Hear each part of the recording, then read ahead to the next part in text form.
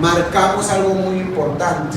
Era número uno, lo que la Biblia dice, que ya no estamos bajo la ley, sino bajo la gracia. Pero esta frase es peligrosa por sí sola, si solo se menciona, porque se presta para interpretación personal. Y hablábamos de dos errores en los que podemos caer si no tenemos la correcta comprensión de las Escrituras. Podíamos caer en el legalismo para decir que ahora la ley había que cumplirla toda, como sea, y hay que hacer el esfuerzo para alcanzar a Dios. Y hablábamos del error de ser ahora liberalistas, ¿verdad? Liberales, de decir, bueno, como estamos bajo la gracia, como el Señor nos perdona. ¿Cuántos saben que cada vez que pecamos Dios nos perdona? Amén. Es una realidad. Si tú pecas, si yo peco y me acerco y confieso mis pecados, el Señor me perdona. Pero Pablo dice, cuidado, el hecho de que estemos bajo la gracia no quiere decir que ahora pequemos. Sí, no, porque siempre tuvo que ver con el corazón. Y hablamos que es el mismo Jesús, que lo vamos a ver, pareciera que se contradice, pero lo vamos a explicar. El mismo Jesús dice, yo no vine a anular la ley. Y dice que Él vino a darle cumplimiento, pero además hablábamos de que Jesús vino a darle continuidad a la ley, ¿sí? Y algunas de estas leyes, como la ley las leyes de rituales, ya no tenemos que hacerlas nosotros, porque Jesús lo cumplió para siempre. Pero hablamos de cómo Jesús en un momento resumió los mandamientos, la ley, en dos grandes mandamientos. Y hoy lo vamos a ver un poco más. Y al final Él decía, ama al Señor sobre todas las cosas, con tu corazón, y a tu prójimo como a ti mismo. Y Él decía, en esto se basa toda la ley. Entonces, ahora en la gracia, el concepto, el ideal es obediencia por amor a Dios.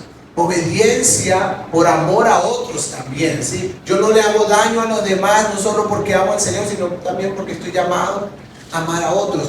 Y Él terminaba esto, vamos a leer ese versículo, Mateo 5:20, con esta expresión. Yo les digo que si la justicia de ustedes no es mayor que la de los escribas y los fariseos, ustedes no entrarán en el reino de los cielos. Que alguien me preguntaba esta semana sobre este versículo.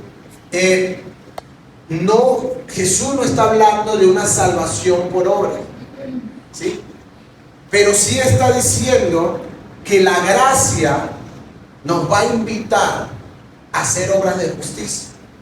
Pero no somos salvos, ni nos ganamos el cielo, ni nada.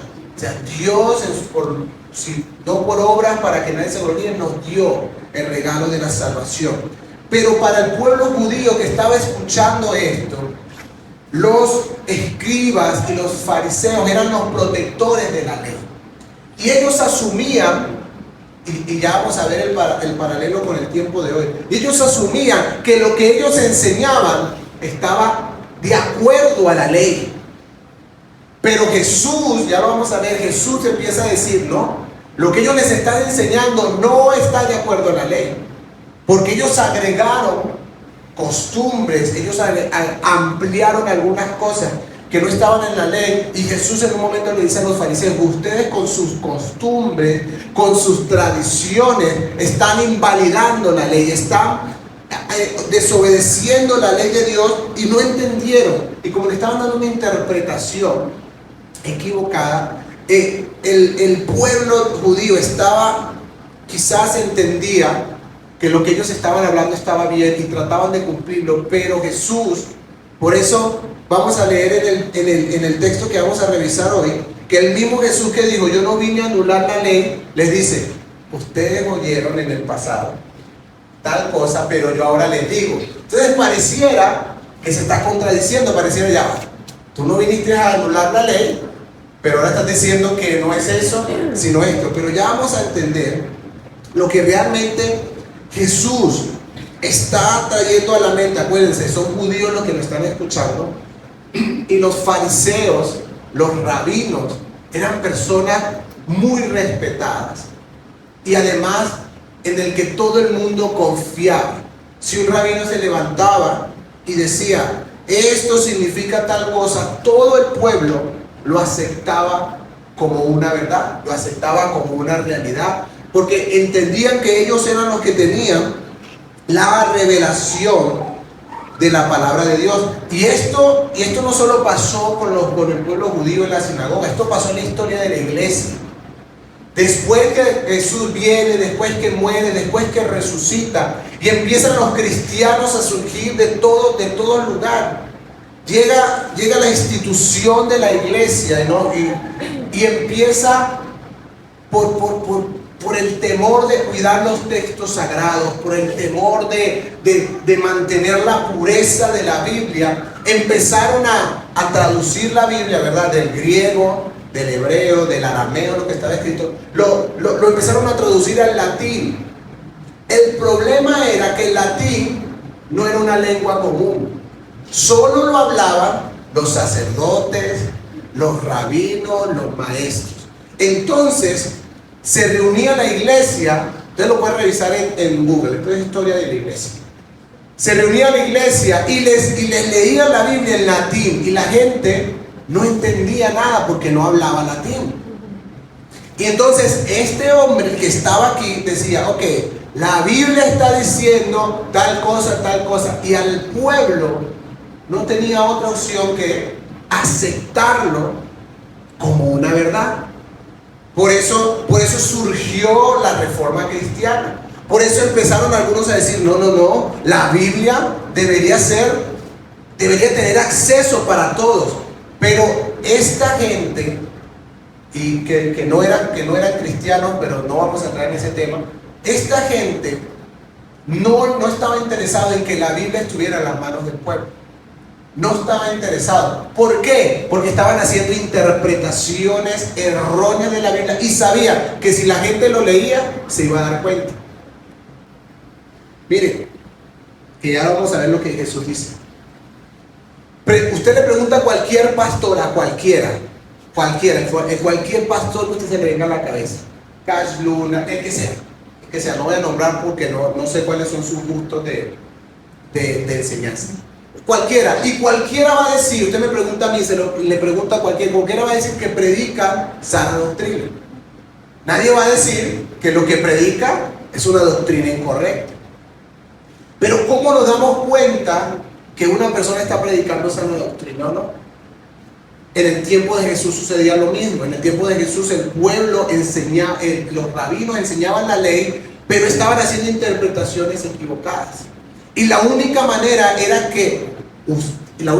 hoy y la única manera en ese tiempo y en la primera iglesia era que todos tuviésemos acceso a la Biblia, y por la lectura personal de la Biblia, revisando, podernos dar cuenta si lo que esta persona que está allá está diciendo es correcto, es bíblico, o si no. Por eso han surgido tantas mentalidades equivocadas en la iglesia. Por eso se ha metido todo este tema, que si declara, que si confiesa, que si te miras en el espejo y le metes por ahí el nombre de Jesús, va a suceder.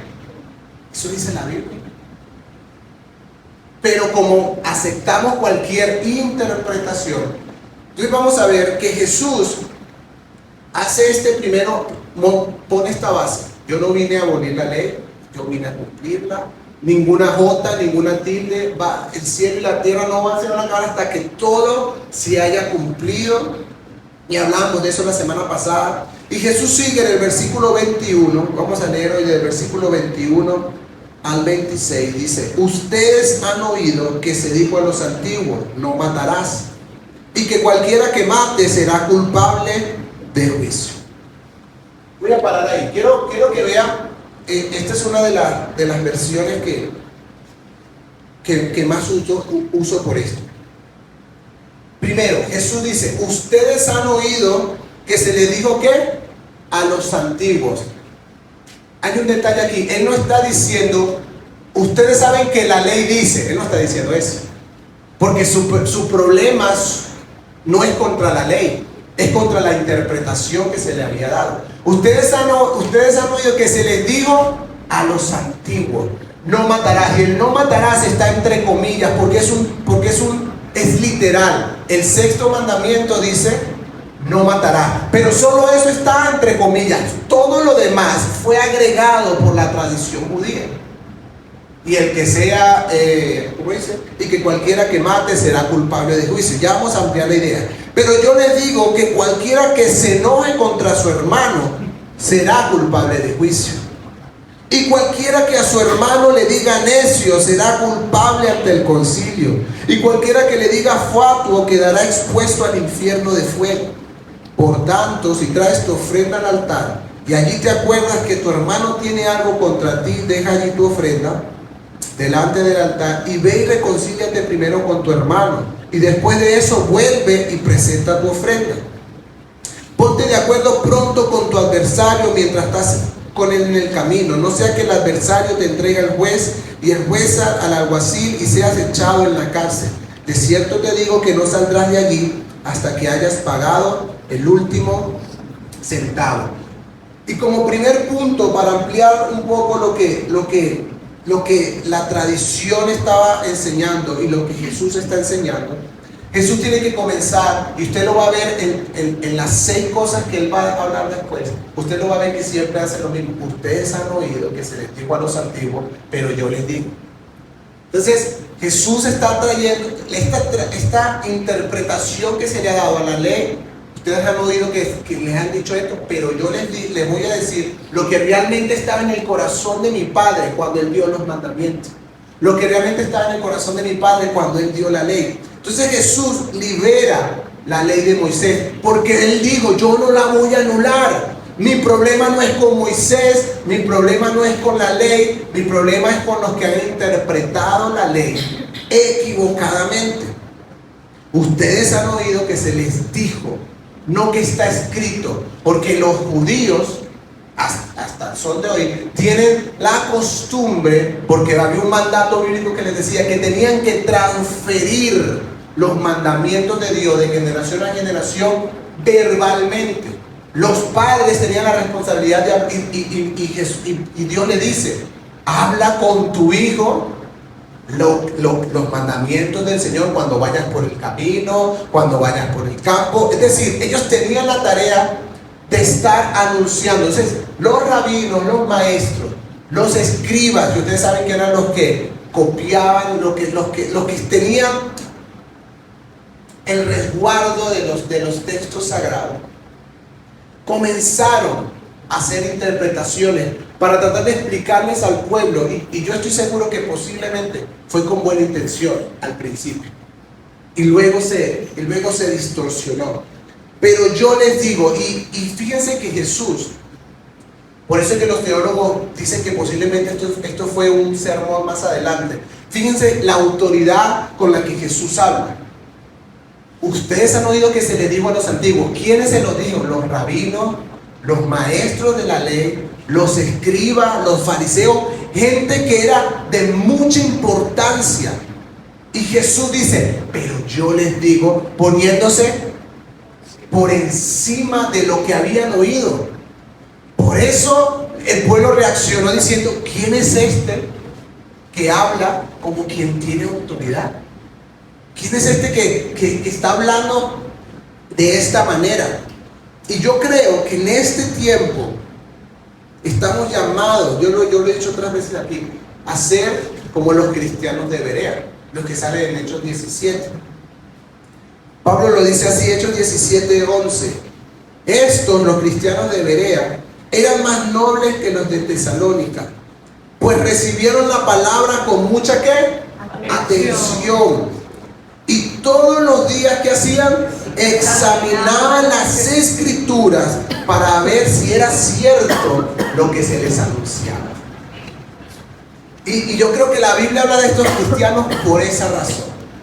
Porque la Biblia habla de una apostasía al final de los tiempos. La Biblia habla, y hoy con tanto acceso que tenemos a redes sociales, usted se mete en Instagram, lo que sea que utilice, y usted va a ver gente enseñando la Biblia. No necesariamente pastores o líderes de una iglesia. Usted ni sabe de dónde salieron, pero tienen una Biblia y la están enseñando. Y Pablo dice, a mí me sorprendió esta gente. A mí me sorprendió que ellos examinaban las escrituras, y me parece genial porque dice todos los días, para comprobar que lo que se le estaba anunciando era verdad. Porque corremos el riesgo, como le pasó al pueblo de Israel. Por eso Jesús tiene que traer algunas cosas a la mesa nuevamente. Como le ha pasado a mucho pueblo de Dios, de dejarnos llevar por una persona que habla bien, por una persona que se expresa bien, que se sabe muchos versículos, y llegar a creer que eso es la palabra de Dios y llegar a conceptos equivocados en nuestra vida. Familia, no hay ningún hombre digno de tal confianza. Y se los digo de verdad, no confíen en mi palabra. Y se los digo con toda sinceridad, no porque yo voy a venir a caerles a cuentos. Yo estoy delante del Señor y el Señor sabe que escudriño las escrituras, el Señor sabe que dedico horas para estudiar la Biblia, para ser fiel a lo que la escritura dice, pero yo no soy digno de tal confianza.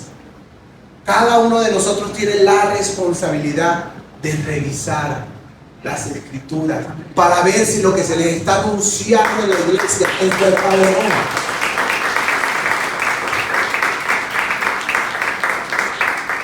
Por eso yo dije en ese punto número 1, Jesús tiene que liberar la ley, porque la ley había sido distorsionada completamente, había sido malinterpretada por mucho tiempo. Acuérdense que el pueblo de Israel, algunos, y para los que no lo saben, el pueblo de Israel tuvo 400 años de silencio, donde no hubo profeta en Israel.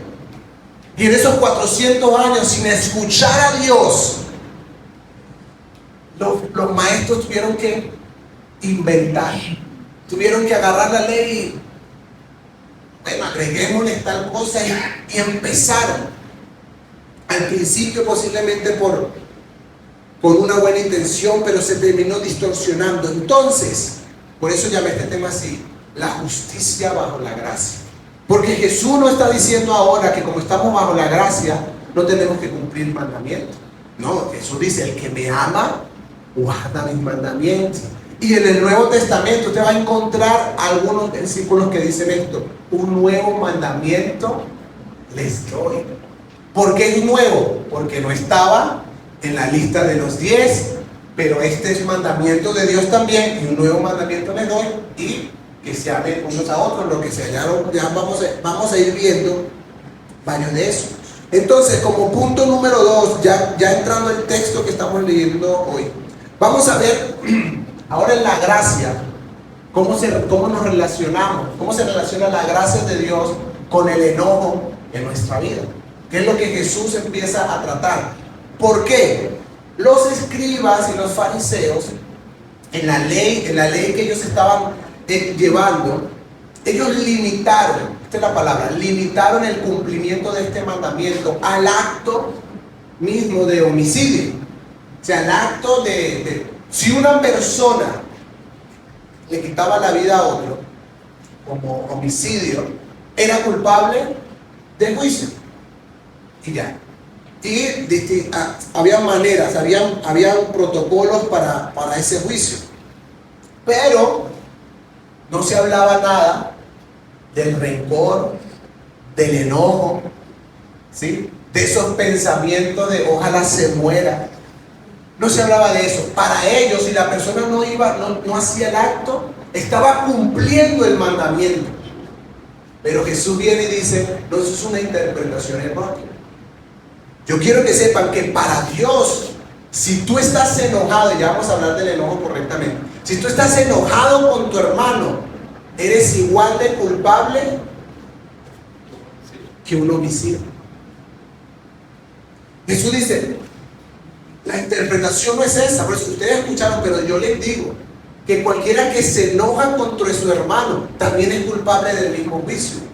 Que cualquiera que le dice necio a su hermano es culpable de juicio. Que cualquiera que le dice fatuo, y vamos a ver las palabras en griego, es culpable de juicio. Entonces Jesús empieza a decir, mire, en esta gracia vamos a traer la correcta interpretación de los mandamientos, el verdadero corazón de Dios. Porque los fariseos, así como usted y como yo, seres imperfectos, que no podían cumplir la ley, para sentir que la estaban cumpliendo, la minimizaron en muchos de estos. Yo no he matado a nadie, sí, pero estás lleno de rencor, te estás molesto con todo el mundo, pero no he matado a nadie. Yo estoy bien con Dios porque no he matado a nadie. Entonces Jesús empieza a decir, no, miren, y porque la ley sí lo amplía, pero ellos le daban una interpretación equivocada. Ahora, en cuanto a los insultos, los dos términos en griego, raka, more, ni siquiera los teólogos han podido llegar a una correcta traducción de estos términos. Pero la base es cualquier insulto que tenga el objetivo de herir a la otra persona. ¿Sí? Cualquier insulto, o sea, no importa la palabra, porque no, yo no le he hecho fato a nadie en mi vida, nunca. Yo nunca he usado esa palabra, así que yo estoy bien, no. Jesús no está hablando de la palabra, Jesús está diciendo cualquiera, porque parece que estos eran insultos muy fuertes para los judíos. El necio en el Antiguo Testamento era una persona que no tenía a Dios en su vida y que no tenía el favor de Dios sobre él. Y el fato era posiblemente una persona estúpida, una persona bruta, una persona ignorante. Entonces eran insultos que tenían un motivo: herir, que tenían el motivo de hacerle daño. Ahora, lo que sí tenemos que hablar en estos 15 minutos que nos queda es que no todo enojo es malo. ¿Por qué? Las emociones no vienen del diablo. Las emociones nos las dio Dios. Y no hay tal cosa como emociones negativas o positivas. No existe. Dios te dio todas tus emociones para que interactúes con tu entorno, y el correcto manejo de tus emociones es lo que puede ser positivo o negativo en tu vida.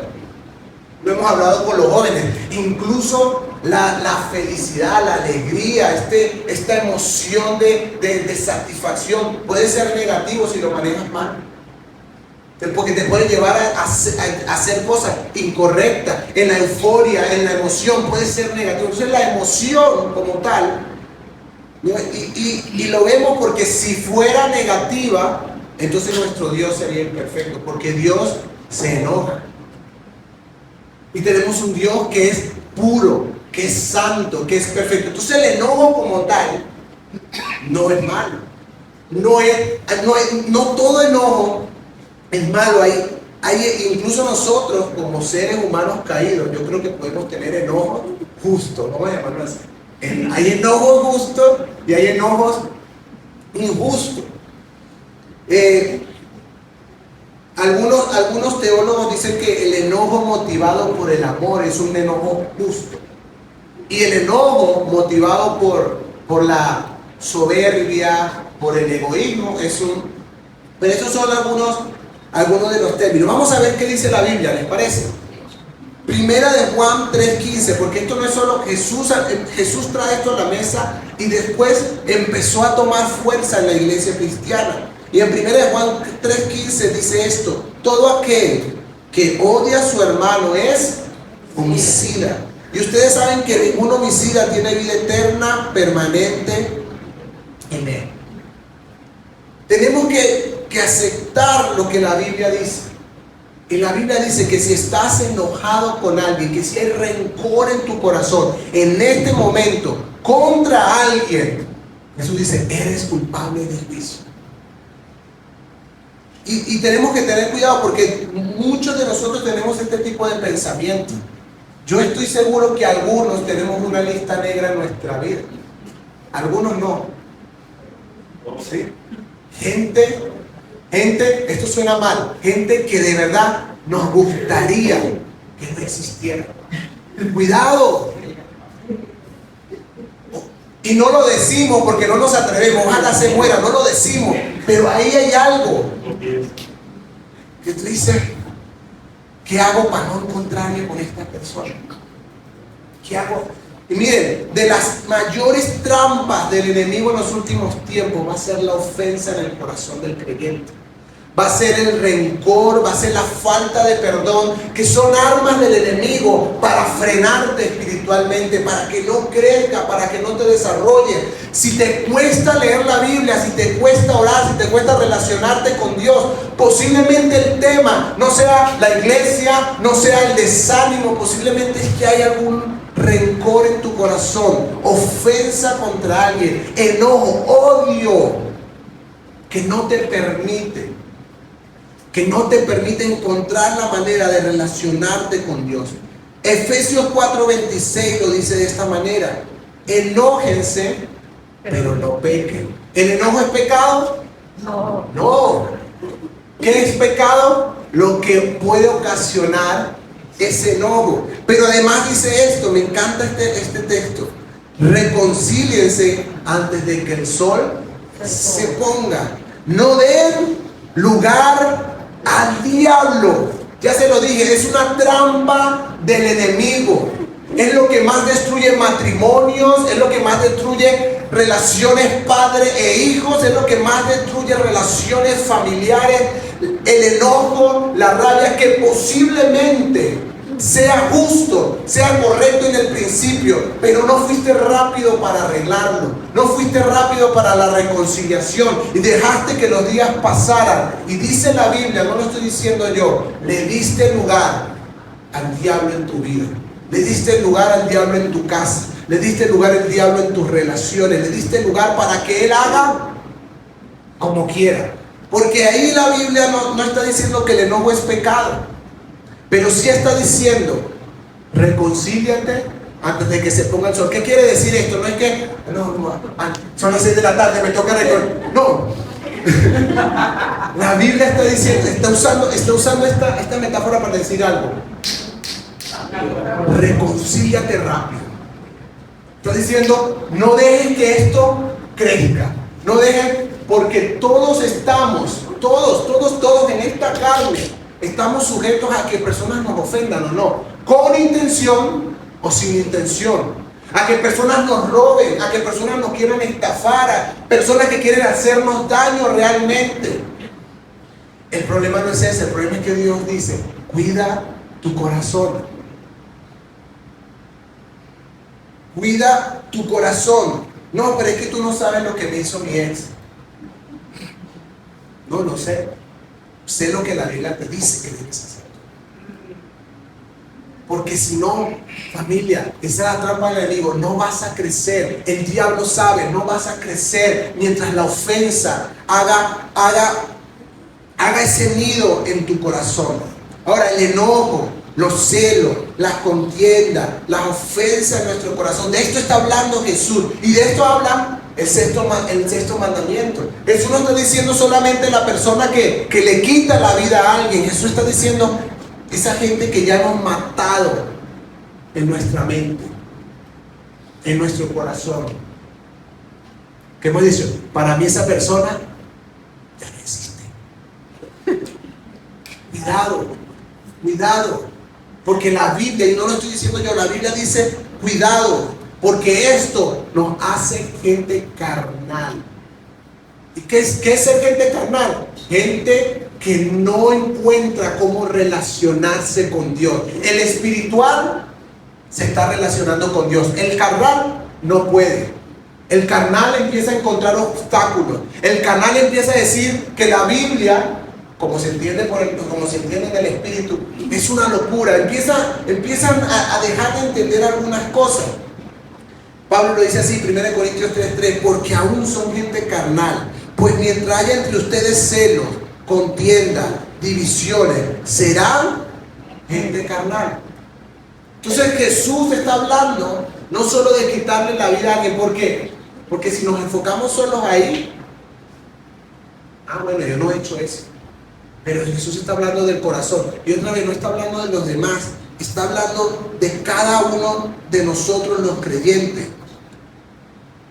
Santiago 1:19-20 dice: por esto, amados hermanos míos, todos ustedes deben estar dispuestos a oír, ser lentos para hablar y para enojarse, porque quien se enoja no promueve la justicia de Dios. Y aquí tengo que tengo que hablarlo, tengo que decir algo, porque hay enojos que está bien, pero hay unos que no tienen razón. Y hay algunas personas, no están aquí, seguro me van a ver por YouTube y por eso lo voy a mencionar, pero aquí no hay de eso. Hay algunas personas que por todo se enojan. Hay personas que por todo están enojados y viven enojados y no hay cualquier cosa los hacen levantar la voz, los hacen perder el control. Cuidado, porque eso está dominando tu vida y no viene de Dios. Ya esta emoción desmedida, ya que se caiga algo de la mesa y hace que salga de ti, no viene de Dios. Y algunos nos hemos acostumbrado a esto porque quizás lo vimos en nuestra casa, porque quizás tuvimos padres enojones y pensamos que es normal. Y lo que vimos normal por mucho tiempo, pero bíblicamente no es. Si tú eres de las personas que por todo se enoja, así como yo, no lo estoy diciendo por ti, lo estoy diciendo por mí también, necesitamos a Dios. Necesitamos abrazar la Biblia y decir: Señor, ¿qué está pasando en mi corazón? ¿Qué rencor hay? ¿Qué ofensas hay? ¿Qué cosas hay que yo no he arreglado? Que ahora hace que yo por todo me enoje, que yo por todo salte de esta manera. Vete hasta Efesios 4:31. Dice: desechen todo lo que sea, ¿qué? Amargura, enojo, ira, ¿qué dice ahí? Gritería, calumnias y todo tipo de maldad. Y se los digo, familia, se los digo con amor. Se los digo con amor y poniéndome a mí también la mano en el corazón. Pero dejemos de ponerle esta carga a nuestros seres queridos. De decir: yo soy así. Y si es que tú te molestas por todo. Pues sí, me molesto por todo, tú verás. No seamos descarados. Si tú eres creyente, así como yo, no es el ideal de Dios para nosotros. Si vives amargado, no es el ideal de Dios para nosotros. Hay algo que tienes que tratar en tu corazón. Hay algo que necesita el Señor tocar, porque Él dice: desecha toda amargura, toda ira, y esto se ve mucho en los matrimonios. No, pero es que ella grita por todo, y pareciera, la semana que viene vamos a hablar de los matrimonios, pero pareciera que entonces al cónyuge le toca calársela. Pero es que él es así. No. Él es pecador y yo soy pecador también, pero necesitamos arreglar esto. Necesitamos, si tú eres creyente otra vez y yo soy creyente, si es un matrimonio de creyentes, no pueden permitir ciertas cosas. Aunque nuestro orgullo esté ahí, aunque el orgullo se quiera oponer, yo digo: no, la Biblia dice que yo debo arreglar esto. La Biblia le dice al hombre que trate a su mujer con bondad y no ásperamente. Pero estamos en una cultura, eso es aquí para los que me están viendo en YouTube, estamos en una cultura donde parece que no importa si el hombre en algún momento trata a la mujer con rabia, con desdén. La Biblia dice: el hombre que hace eso pone estorbo a sus oraciones. Eso dice la Biblia. O sea que para Dios, y yo cuando estudiaba esto, yo decía: por eso Jesús empezó con esto, porque para Dios no es un tema pequeño. Tú dices: bueno, pero el enojo, ¿qué? Pues no es la gran cosa. No, sí es la gran cosa. Dios dice: sí es la gran cosa, porque es igual a un asesino. Y Jesús, vámonos al punto número 3, que con eso voy a terminar. Jesús nos llama a tomar medidas rápidas.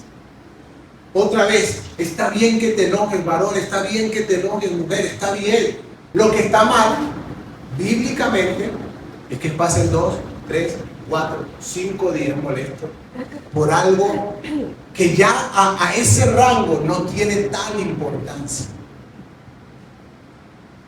Eso es lo que está mal bíblicamente en mi corazón y en el corazón de cualquiera de nosotros. Dejar que ese enojo crezca, dejar que ese enojo eche raíces, dejar que ese enojo fructifique en nuestra vida. Y por eso hay tantas relaciones ya quebrantadas que están intentando arreglar las cosas, pero no han podido, porque tienen un montón de cosas que dejaron que echaran raíces, que dejaron crecer en esa relación. Y Jesús dice: por tanto, si traes tu ofrenda al altar y allí te encuentras, y allí te acuerdas, de que tu hermano tiene algo contra ti, deja allí tu ofrenda delante del altar y ve y reconcíliate. Jesús está dando este ejemplo porque acuérdense que todavía estaba instaurado el sacrificio de animales, presentar ofrenda, y parecía, otra vez, cumplimiento. Yo pequé, lo que sea, hice lo que sea, voy a llevar el cabrito, vamos a votar. Listo, me voy. Pero Jesús dice: pero es que no es el acto nada más. Si tú estás presentando tu ofrenda y allí te acuerdas que tu hermano tiene algo contra ti, no la presentes. Vamos a llevarlo al 2023. Si estás adorando en la iglesia, porque ya nuestras ofrendas son fruto de labios que confiesan su nombre, sacrificio de alabanza. Si estás alabando a Dios, si estás en tu cuarto en las mañanas orando, si estás sentado leyendo la Biblia y allí te acuerdas que alguien tiene algo contra ti, la Biblia no dice: espera que te llame para ponerte a cuenta. Dice: deja lo que estás haciendo, ponte a cuenta. Porque es posible, Jesús no lo está diciendo, pero te lo digo yo por otros textos bíblicos. Es muy posible que ese pensamiento sea del Espíritu Santo. Que cuando estás orando te acuerdas: ay, esta persona. Sea el Espíritu Santo diciéndote: necesito que esto salga de tu corazón. Necesitas reconciliarte. Necesitas sanar esto. Familia, estas son cosas que destruyen nuestro corazón, que destruyen nuestra vida espiritual, que hace que después se nos ponga como cuesta arriba una relación con Dios. Y ese no es el propósito de Dios para nuestra vida. Entonces tenemos que tener cuidado, porque si eres como algunos de nosotros somos, no todos, de esas personas que tienen esos arrebatos de ira como sin sentido, necesitas del Señor y necesitas orar y decirle: Señor, ¿qué está pasando en mi corazón? Porque yo de repente reacciono tan sin sentido. ¿Y saben qué? Que lo peor es que uno se da cuenta después. Uno dice: ¿por qué reaccioné así? ¿Sí? Y Jesús dice: cualquiera que se enoja de esta manera, ¿verdad? Cualquiera que es un enojo no solo de un momento, sino que un enojo que deja crecer, que deja fructificar, que deja levantar. Y dice: pero además, porque eso es lo que hace el enojo en la vida de nosotros, usa sus palabras para herir. Lleva el mismo juicio que una persona que le quita la vida a otra. Y yo no sé usted, pero cuando yo me enojo digo estupideces. Estoy hablando de mí. Cuando estoy enojado, dice la Biblia, no están ahí, pero miren lo que la Biblia dice. El necio, Proverbios 29:11, da rienda suelta a su enojo, pero el sabio sabe cómo calmarlo. Necesitamos de Dios. Y yo sé que hay algunos de nosotros que quizás somos más tranquilos, pero es que Dios no está hablando de cosas externas. Dios está hablando, a lo mejor tú no eres de los que muestra tu enojo, tu rabia, pero por dentro estás ahí consumiéndote en la ira, en la rabia, en el enojo, te estás consumiendo. Y Dios dice: es ahí. Jesús está diciendo: es ahí. De eso está hablando la ley. Es del corazón que está hablando la ley. Y la gracia empieza a hablar más del corazón que de las cosas que vemos afuera. Y voy a terminar con este versículo. con este texto. Primera de Corintios 13, 4 al 7. Yo creo que todos nos enojamos. Y creo que todos a veces permitimos. Si no, Jesús no hubiese visto la necesidad de traer esto a la mesa. Todos permitimos muchas veces que el rencor crezca en nuestro corazón, que raíces de amargura crezcan. Esto es lo que más el enemigo utiliza para dividir la iglesia. Esto es lo que más el enemigo utiliza para frenar el evangelio, para frenar el reino de Dios, para dividir las familias. El enemigo lo sigue utilizando todavía porque ha sido efectivo por muchos años. Por eso Jesús dice: tengan cuidado con el enojo y tengan cuidado con las palabras hirientes que salen de su boca. Necesitamos. ¿Y qué necesitamos? Yo le preguntaba al Espíritu Santo: Señor, esto es fuerte. O sea, yo estoy ahí de cabeza. Y cuando leía esto, me arrodillé porque yo decía: esto es imposible. O sea, eso que yo soy de un carácter más comparado a otras personas. Le dije: pero es que no es lo que se ve, es lo que yo sé que ha habido en mi corazón por años. No digo nada, pero el Señor dice: es eso lo que yo quiero sanar. Y el Espíritu Santo me decía: solo el amor de Dios hace posible que podamos aprender a no ensimismar las cosas que nos suceden. Lo que te enoja, lo que te duele, no quiere decir que no sea importante. Ese no es el tema. El Señor está diciendo: claro que es importante. Si te duele, es importante para ti. Si te afecta, es importante para ti. Por lo tanto, lo es para Dios. Lo que Dios no quiere es que dejes crecer cosas en tu corazón que no te van a bendecir, que no van a traer paz a tu vida, que te van a amargar la vida. Yo no sé si usted conoce gente amargada, pero es lo peor que existe en el mundo. Uno no quiere estar donde hay personas amargadas.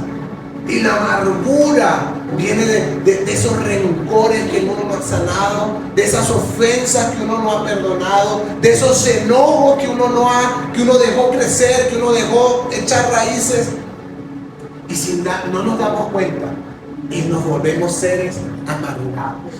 Proverbios 15:15 dice: para el afligido, el término correcto es para el amargado, todos los días son de tristeza, pero para el de corazón contento, todos los días son un banquete. Me encanta. El que vive amargado todos los días encuentra algo por qué quejarse, todos los días. Dice: pero para el de corazón contento, todos los días encuentra banquete. Y la Biblia dice: el amor es paciente y bondadoso.